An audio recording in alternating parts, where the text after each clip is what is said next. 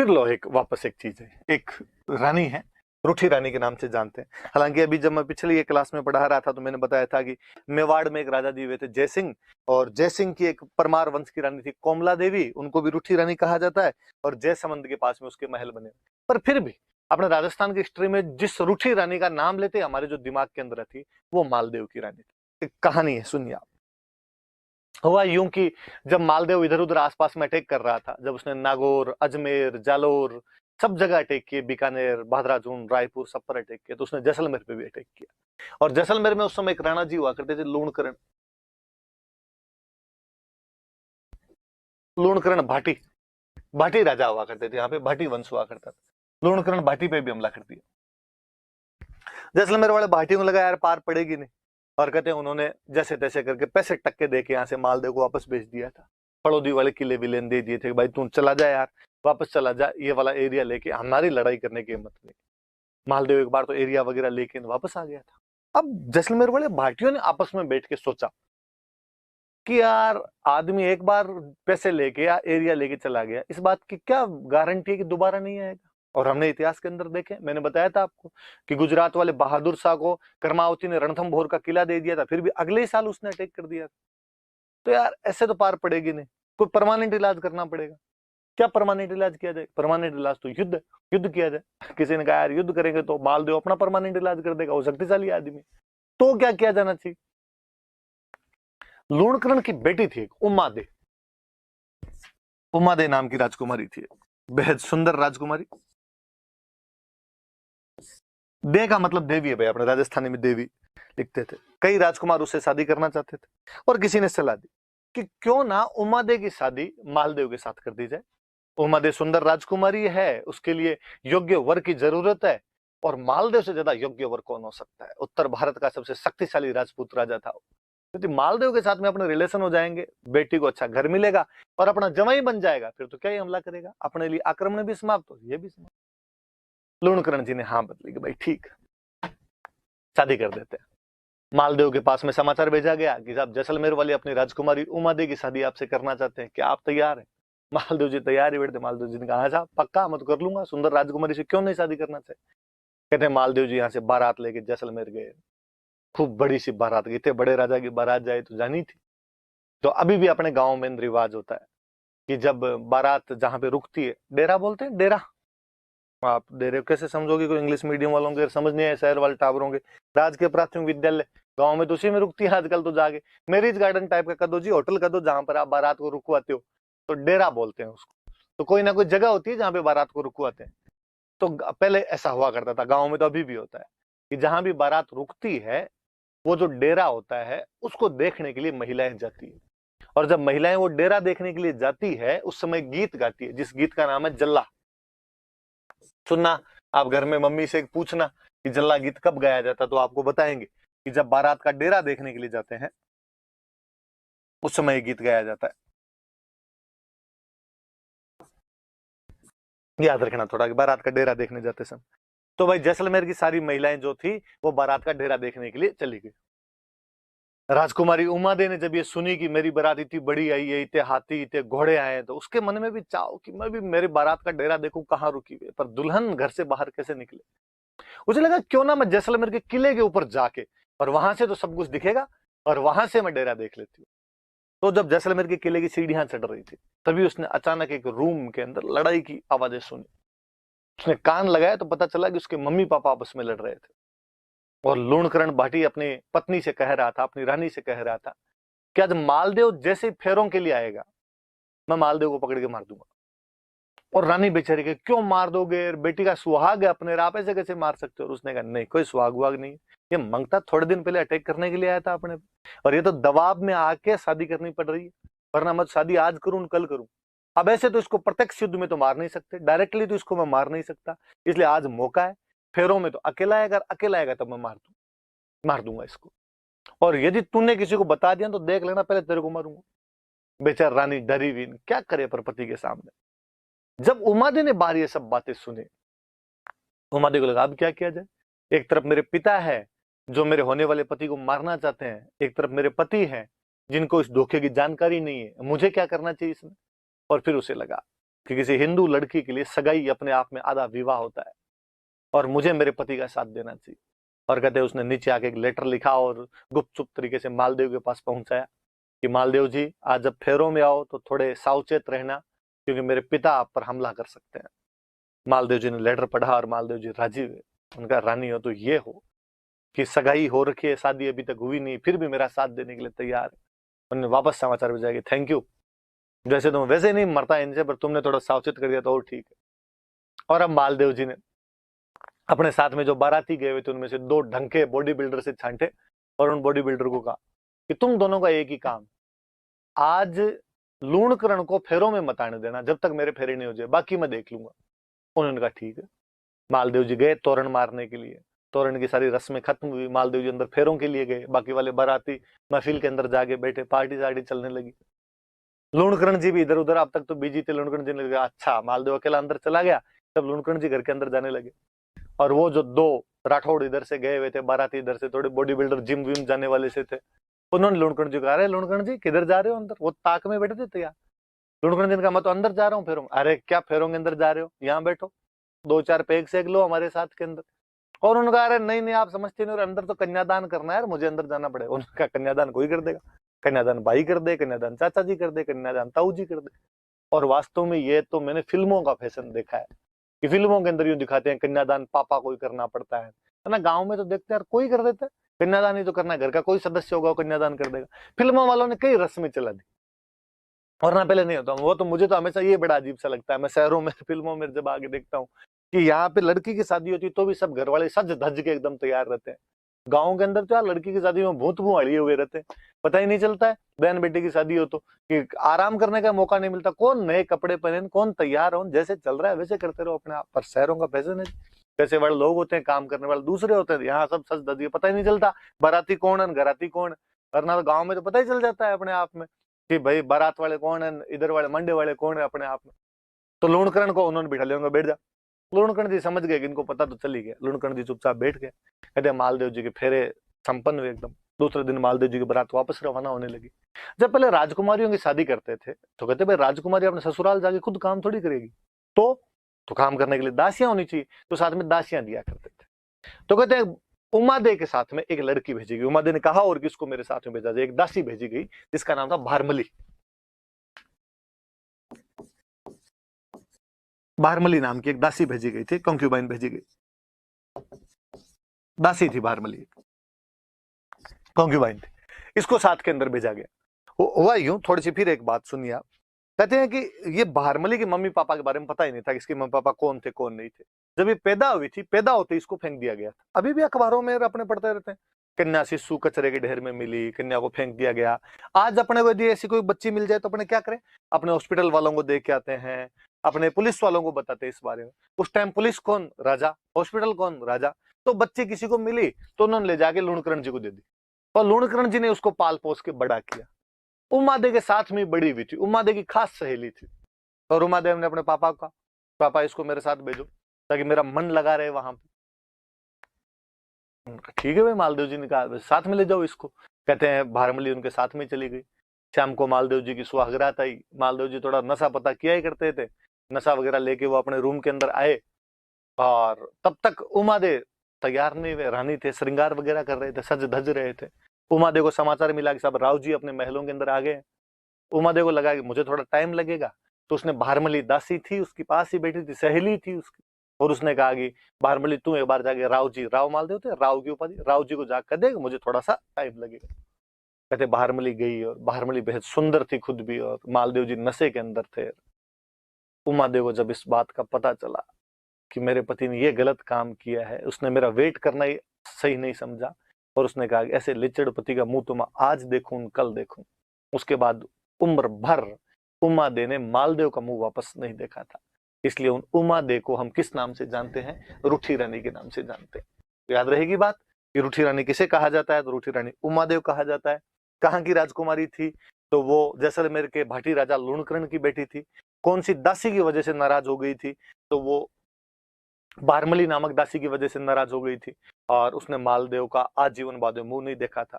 यहाँ से चली गई थी, अजमेर के तारागढ़ किले में खूब दिन तक रही थी। कहते हैं शेरशाह सूरी वाला जब अटैक हुआ था तब तारागढ़ खाली करवाया था, तब बाद में जोधपुर के पास में किसी गांव के अंदर आके रहने लग गए थे। कई दिन बाद में एक बेटा गोद ले लिया था, मालदेव का बड़ा ही बड़ा बेटा था राम सिंह, दूसरी किसी रानी से राम सिंह हुआ था, उसको गोद ले लिया था और उसके साथ में गुंदोज रहे थे। बाद में फाइनली केलवा चले गए थे, मेवाड़ में जगह पड़ती है केलवा, वहां चले गए थे। पर कहते हैं कि जब मालदेव जी की मृत्यु हुई थी और जब केलवा में उमादेव थे, वहां पर उनको समाचार मिला कि भाई मालदेव जी की मृत्यु हो गई, तो उमादेव वहां पर उनके साथ में सती होते हैं। मालदेव जी की पगड़ी भेजी गई थी और उस पगड़ी के साथ में सती हो गए थे। और उन्होंने कहा भाई वो बेलखना था, उसने अपने पति होने का धर्म नहीं निभाया, उसने गलती की, बाकी मैं पत्नीव्रता नारी हूं, मैं अपने पत्नी होने के सारे धर्म निभाऊंगी। और वो मालदेव जी के साथ में बाद में सती हो जाते हैं। उस उमादे जैसी पतिव्रता नारी को हम आज भी याद करते हैं, उसके स्वाभिमान को याद किया जाता है। क्या स्वाभिमानी महिला थी जिसने गलत बात की, पति की गलत बात को स्वीकार नहीं किया तो नहीं किया और आजीवन अपने पति से अलग रही। इसलिए हम उसको किस नाम से जानते हैं? रूठी रानी के नाम से जानते हैं। अजमेर के तारागढ़ किले में रही थी, बाद में फाइनली लास्ट में तो राम को लेके केलवा चली गई थी और केलवा में वहां अपने पति की पगड़ी के साथ में क्या हो गई थी? सती हो गई थी। मूल तो कहानी ये है। फिर भी थोड़ी सी से जुड़ती हुई एक बात हो रही है, आगे थोड़ी सी बात सही आपको समझ में आएगी, मैं फिर आपको बात बताता हूँ। देखो, कहते हैं कि उमादेव जब यहाँ जोधपुर के आसपास में कोसाना कोई गांव था, वहां पर जब रह रहे थे, तब एक दिन मालदेव जी को लगा कि यार मेरी गलती थी यार, मेरी गलती की वजह से उमादेव वापस चले गए, इसलिए उमादेव को मना के वापस लाया जाना चाहिए। और मालदेव के दरबार में एक बहुत अच्छे कवि हुआ करते थे, ईसरदास जी। और मालदेव ने ईसरदास जी को कहा, ईसरदास जी यार आप जाओ और जाके उमादेव को मना के लेके आओ। ईसरदास जी गए और ईसरदास जी ने जाके उमादेव को मना भी लिया और कहा आपको वापस चलना चाहिए, वापस चल के मालदेव जी के पास रहना चाहिए। उसने कहा नहीं, एक बार जिस आदमी को छोड़ के आ गई उसके पास वापस मैं तो आज जाऊं कल जाऊं, और फिर मैं वापस गई तो क्या इज्जत रह जाएगी? लोग कहेंगे कि पहले तो मुंह सुजा के गई थी और एक बार मनाया देते हैं वापस आ गई। सरदार जिनका आ रहे ऐसी कोई बात नहीं है ना, आपको बाकायदा पटरानी का दर्जा दिया जाएगा, मालदेव आपसे माफी मांगेगा, 10 लोगों के सामने माफी मांग लेगा, आपकी इज्जत को बरकरार रखा जाएगा। उमादे ने कहा कि देखो बाढ़ जी आप कह रहे हो तो मैं साथ चल लूंगी, पर मेरी इज्जत में तनिक भी कमी नहीं आनी चाहिए। सरदार जी ने कहा मेरी गारंटी, आप तो साथ चलो। उमादे को लेके वापस आ रहे थे, रानियां पालकी में बैठ के आया करती थी, उमादे पालकी में बैठ के आ रहे थे। कहते इधर बाकी रानियों को जब पता चला कि उमादे आ रही है तो उनको लगा उमादे पटरानी बनेगी, अपनी जो वैल्यू खत्म हो जाएगी पूरी की पूरी। तो उन्होंने एक कवि और हुआ करते थे, ईसरदास जी के अंकल थे आसानंद जी। और आसानंद जी का, आसानंद जी ये तो एक महिला का अपमान है ना, एक बार जो यूं नाराज होकर चली गई अपने पति से, वो वापस थोड़ी आए कोई। आसानंद जी ने कहा सही है, उमादेव को नहीं आना चाहिए, मालदेव जैसे आदमी के पास तो कतई नहीं आना चाहिए, इसने गलती की थी उनके खिलाफ, तो आपको समझाना चाहिए। आसानंद जी ने कहा पक्का। और कहते हैं आसानंद जी जिधर से उमादेव की पालकियां आ रही थी उधर बाहर जाके खड़े हो गए, और जैसे ही उमादेव की पालकियां पास है, आसानंद जी ने जोर जोर से एक दोहा बोला, मान रखे तो पीऊ तज, पीऊ रखे तज मान, दो दो गेंद ने बंद हु एक एक खंबू ठाण। मतलब कि मान रखे तो पीऊ तज, मान मतलब सम्मान, पीऊ मतलब पति, यदि सम्मान चाहिए तो पति त्याग दो, पीऊ रखे तज मान, पर यदि पति चाहिए तो सम्मान त्याग दो, मतलब दोनों में से एक मिलेगा। मालदेव जी मिल गए तो इज्जत नहीं मिलेगी, इज्जत मिलेगी तो मालदेव जी नहीं मिलेगी। कि आज उमादेव की इज्जत है कि उमादेव वह रानी है जो अपने पति को ठोकर मार के चली गई, जिसने मालदेव जैसे शक्तिशाली सम्राट को और ठुकरा दिया, जिसने 9 कुंटी मारवाड़ का राज्य त्याग दिया। और आज उमादेव के गीत गाए जाते हैं, दोहे बोले जाते हैं, तो इज्जत तो है लेकिन पति नहीं है उसके पास में। यहां आगे तो पति तो मिल जाएगा, पर ये जो इज्जत अब मिली हुई ये नहीं मिलेगी वापस। दो दो गेंद न बंद हु, गेंद का मतलब होता है हाथी, दो दो हाथियों को नहीं बांधा जा सकता, एक एक खंबू ठाण, एक ही खंबे के ठाण पे, एक ही स्थान पे दो दो हाथियों को आप नहीं बांध के रख सकते, वो आपस में लड़ेंगे। इसलिए इज्जत या पति में से एक चीज जो आपको प्यारी हो वो मिल सकती है, दोनों एक साथ तो नहीं मिलेगी।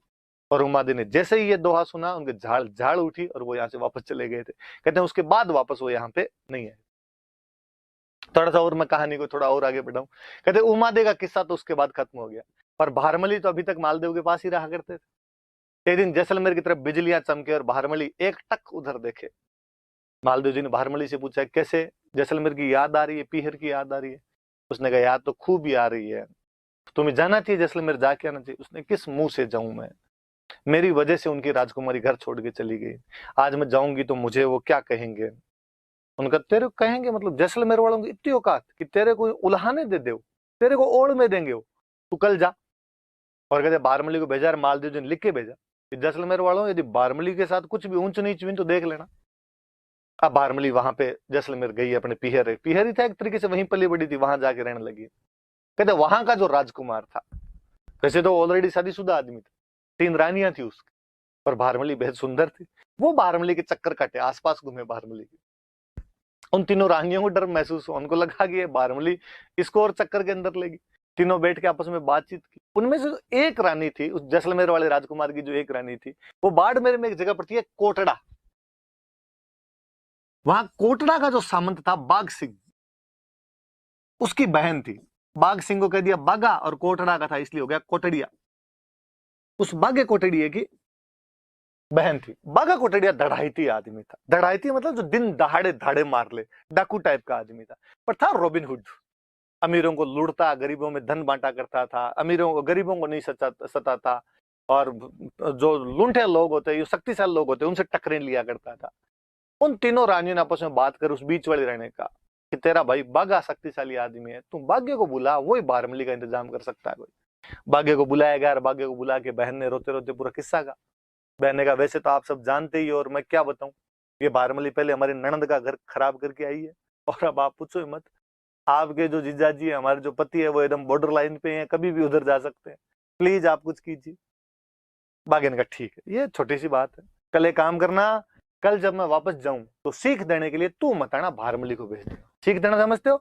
अभी भी घरों में अपने रिवाज होता है कि कोई मेहमान आया हुआ होता है तो जब दूसरे दिन जाता है तो तिलक विलक निकाल के उसको सीख देते हैं। विशेषकर जब भाई बहन के घर गया होता है तो बहन तिलक वगैरह निकाल के उसको वापस जो भेजती है उसको सीख देना कहते हैं। उसने कहा ठीक। दूसरे दिन बागा सुबह सुबह उठा, उठते ही बिना चाय पानी पी के ऊंट पे जाके बैठा अपने। जैसलमेर वालों ने कहा बाग जी क्या हुआ, चाय पानी तो पी के जाओ, सीख तो लेके जाओ। उनका नहीं यार, लेट हो रही है, मेरे को कोटड़ा जल्दी जाना है। तो अरे तो सीख तो ले जाओ, तो फटाफट मेरी बहन को अंदर जाको, जल्दी से यार सीख दे दे, मैं ऊंट को खड़ा ही नहीं कर रहा, ऊंट पे बैठा हूं। कहते हैं कि बहन को सब बातें पता थी। जैसे अंदर का, बहन ने कहा अभी इतनी जल्दी, मैं तो तैयार ही नहीं, नहाई नहीं, ओढ़नी का है मेरी। बारमली सज धज के पास में बैठी थी एकदम, और उसने कहा कि बारमली तिलक कित निकाला, तू निकाल के आ जा। बारमली ने कहा हाँ पक्का। और कहते बारमली तिलक वाली थाली लेके गई। जैसे ही हाथ ऊपर करके बागे के तिलक करने लगी, बागे ने हाथ पकड़ा और हाथ पकड़ के ऊंट पे बिठा लिया, और जैसलमेर से उसको लेके कोटड़ा आ गया। जैसलमेर से कोटड़ा आते आते बागे को बारमली को बागे से प्यार हो गया। मतलब राजस्थान की बेहतरीन लव स्टोरी है। इतनी अच्छी लव स्टोरी नहीं मिलेगी कहीं पे कि बागा बारमली एक दूसरे के लिए जीते, एक दूसरे के लिए मरा करते थे। जहाँ एक दो है अच्छा सा, जहाँ तरवरता है मोरी और जहाँ सरवरता है हंस, जहाँ बागोता है बहरमल, जहाँ दारूता है मंस। कि जहां जहां तरवर मतलब पेड़ है वहां वहां मोर मिलेंगे, जहां जहां सरोवर तालाब है वहां वहां हंस मिलेंगे, जहां शराब होगी वहां मांस आएगा, जहां बागा है वहां पे बारमली रहेगी। मालदेव के पास समाचार पहुंचे कि साहब बागा कोटड़िया बारमली को लेके भागा, और मालदेव ने कटकटाए दांत। उसने कहा यार उमा दे गई वो गई, बारमली को और ले गए। और उसने अटैक करो, भाग्य की इतनी क्या औकात कि ऐसे मेरी दासी को उठा के ले जाए। लोगों ने समझाया कि साहब अटैक मत करना, बागा डाकू आदमी है, दढ़ाईती है, इधर उधर भाग गया, हाथ नहीं आया तो अपनी बेइज्जती कि 9 कुंठी मारवाड़ के राजा की सेना गई और पकड़ी नहीं पाई। दूसरी बेइज्जती ये कि साहब दासी के लिए हमला कर दिया। तो उसने कहा तो और कोई तरीका देखा जाए। तो मालदेव को अचानक याद है, मालदेव ने कहा उस दिन जब उमादेव वापस आ रहे थे तो सामने बैठ के वहां पे, और वो दोए कौन बोल रहा था रे? वो तो आसानंद जी थे। तो आसानंद जी, जब आपकी वजह से उमादेव वापस नहीं आ पाए तो बारमली को आप लेके आओगे। आसानंद ने कहा पक्का, ये मेरी गारंटी। कहते आसानंद जी बागे के पास बारमली लेने के लिए वापस गए।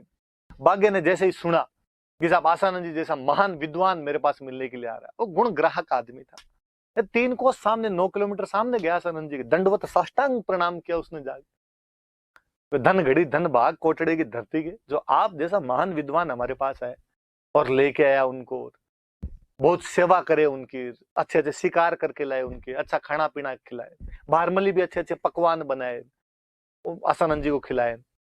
आसानंद जी ने जब देखा कि बाघा मेरा इतना ध्यान रखता है, उन्होंने जब देखा कि भारमली बाघा से इतनी बेहनतिया मोहब्बत करती है, आसानंद जी वापस गए नहीं। आसानंद जी कहते हैं वहीं रहने लगे थे, बाघा भारमली के पास ही रहे थे।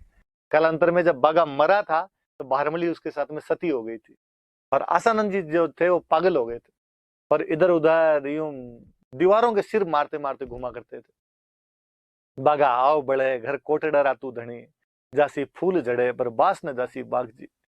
कि हे बागा, जिस प्रकार फूल झड़ जाता है पर उसकी सुगंध नहीं जाती, वैसे हे कोटड़े के धनी बागा, तू चला गया पर तेरी याद मेरे मन से अभी तक नहीं जाती। कहते हैं उधर पास में पाकिस्तान में अमरकोट रियासत पड़ती थी, वहां के कोई राणा जी थे, और किसी ने जाके उन राणा जी का, आसानंद जी जैसा महान आदमी घूम रहा है, आपको कुछ ना कुछ करना चाहिए। कहते वो आसानंद जी को अपने पास लेके चले गए और अपने पास में रखते, खूब ध्यान रखते, जीव रखते पूरा। पर आसानंद जी बात बात में बातें वैसी करते सारी की सारी, कि बागा ऐसे था, बागा ऐसे था।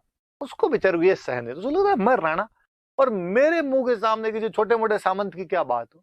उसने कहा था साहब इतना क्या बागा बागा लगा रखा है, उसका नाम लेना बंद ही नहीं करते, ऐसे कि आप आजीवन बागे का नाम लेते रहोगे। आसानंद जी का जब तक है जान तब तक तो बागे का नाम छूटेगा नहीं। उसको बड़ो ईगा हर्ट हुआ, उसको ईगो हर्ट हुआ उसका। और कहते उसने आसानंद जी के पोते को बुलाया और आसानंद जी के पोते को बुला कहा यदि तेरे दादाजी एक पूरी रात बागे का नाम नहीं ले तो मैं हर 1 घंटे पे 1 लाख सोने के सिक्के दूंगा। पोते ने सोचा यार 7-8 घंटे की रात तो पक्की, 7-8 घंटे सोने के सिक्के का जुगाड़ हो जाए, 7-8 लाख सोने के सिक्कों का जुगाड़ हो जाएगा, 7-8 पीढ़ियां तिर जाएगी। और उसने अपने दादाजी को जागी कहा कि ये बात। दादाजी ने कहा देख पोते, पार तो नहीं पड़ेगी, बागा मेरे जीव की जड़ी है, कहीं अंदर बसा हुआ है, बागे को मैं कैसे भूल सकता हूँ, फिर भी तू कह रहा है तो आई विल ट्राई। बिठाया साहब आसानंद जी का, आपका समय शुरू होता है अब। डोकरे ने कई देर तक तो जैसे जैसे दांत किटकिटाए, नहीं बोलना नहीं बोलना नहीं बोलना, पर फाइनली रहा नहीं गया और थोड़ी देर के अंदर दो बोलने शुरू किए। थोड़ थोड़ पग दौड़ करस्या पेट रहे कारण है, रात दिवस राठौड़ बिसरिया नहीं बाग जी।